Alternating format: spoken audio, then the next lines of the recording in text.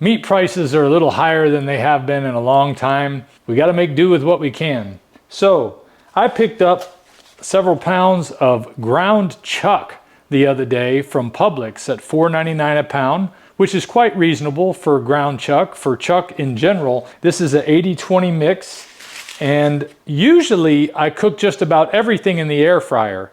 But today I'm going to be using the stove because I have found that you can get a super juicy burger using tallow and ground chuck. I'll be using several things. I'm going to be using tallow, Redmond salt. So first I'm going to fill my grinder. I'm actually using hickory smoked salt, which is another favorite. I love them both really. Cherry is overall my favorite, but sometimes, you know, that hickory flavor is just awesome. So I don't mind either one. Matter of fact, I love all three flavors that they have. The Chef's Blend, cherry, hickory, they're all fantastic. As many of you know, I am not an experienced cook.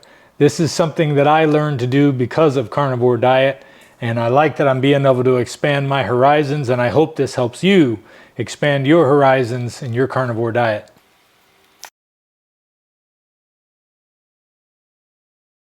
The key to getting that meat where it doesn't pop up in the center like that and look like a ball when you're done is kind of pressing a little bowl into the center of the meat. And if any of you have any other recommendations on how to do this even better than I'm doing, I'm glad to listen to them. Be sure to leave them down in the comment section below.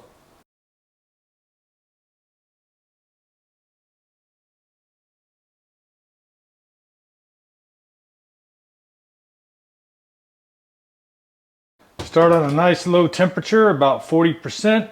I am using Carnivore Crisps beef butter.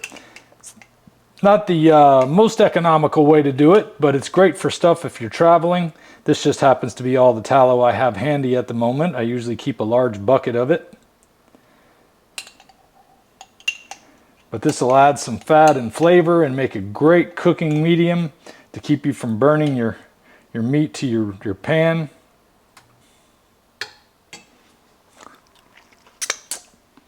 Yes, I did just lick that tallow off my finger. It's delicious. But having the right amount of fat is really important because it satiates you better, and you definitely don't want to be cooking with any seed oils, Wesson or canola or what do you call it, Pam or Vegeline or any of that garbage. Those seed oils will absolutely ruin what you're trying to achieve on a carnivore diet. So I'm going to go ahead and put these on while it's warming up still. And then I'm going to prepare some more patties.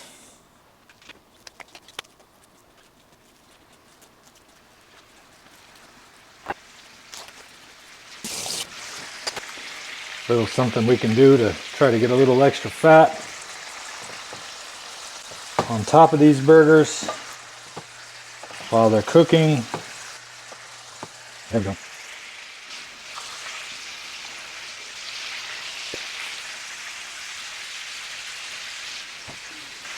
Cooking them nice and low like this keeps the smoke down.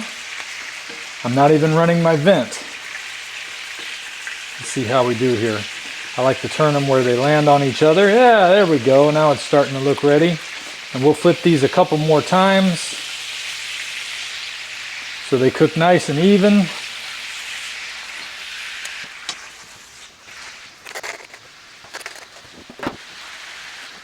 Another good way to get them turning properly is to use 2 spatulas. That way you don't get splashing on your stove top. I'm going for a temperature of 150 because once they rest, they'll hit that 160 degrees that's recommended for burger meat. And I'm telling you, they are going to come out so juicy you just won't believe it. Got our next batch ready to go on.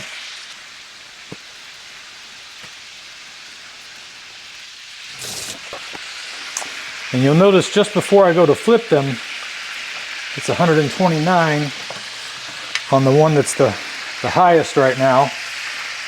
Once we measure the other side, you'll notice it's a good bit higher temperature.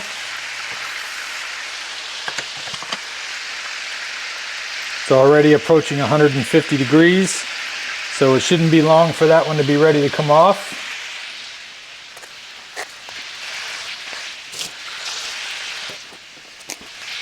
So I got 10 patties here, and at $4.99 a pound, you're talking $20. This is enough at 4 pounds to feed both my wife and I for the whole day.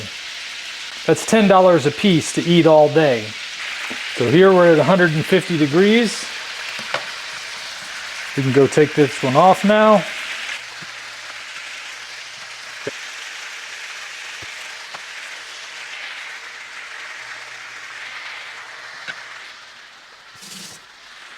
And once again, you can see the smoke is not a huge factor when you're cooking at a nice low temperature.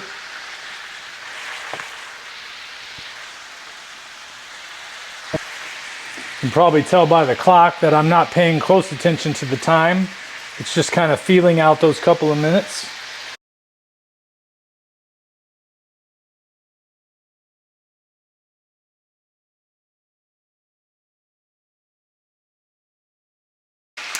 And while we're letting that last one finish up, you can take a look at what we've got so far. I'll go ahead and cut in these and show you how they look. Let's see, this is one of the first ones we pulled off. So it's been sitting the longest. You can see that it's cooked through and through. But the real amazing part is how juicy these come out. When I first started doing carnivore diet, I hated doing burger because I wasn't cooking them right. I was using too high a heat, too fast, and not enough fat.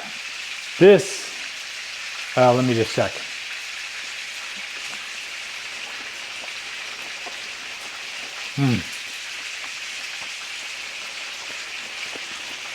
Juicy and delicious. Wonderful.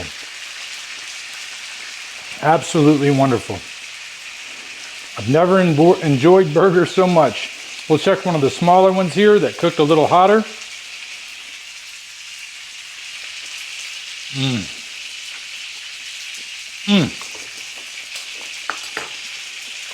Comes out very easy. Very good way to be able to feed your whole family, whether they're partial carnivore, not carnivore at all, or carnivore completely. My wife and I have gone full carnivore.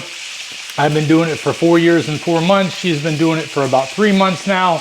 And my kids are eating a lot less processed garbage thanks to the fact that we're cooking real food in our home. So that's one of the ways I've come up with to help reduce some of the cost with the prices being a little higher like they are. This is a great alternative when you're running a little bit low on money, but you still want to eat delicious food. You want something that's going to have plenty of fat. You're not going to go wrong with ground chuck. So how much more simple can you get? 3 ingredients, just took a little bit of time. You don't have a lot of splatter because you're using a low temperature. Your burgers cook nice and evenly. They come out juicy and delicious. Just a wonderful way to go. Chuck burger, go for it. I don't want to waste any of this delicious tallow, so I'm going to pour some of it right on top in here.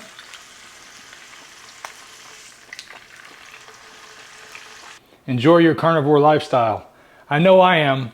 Well, that's it for me, guys. I'll see you guys next time. If we pay extra, could we maybe get some grease or fat?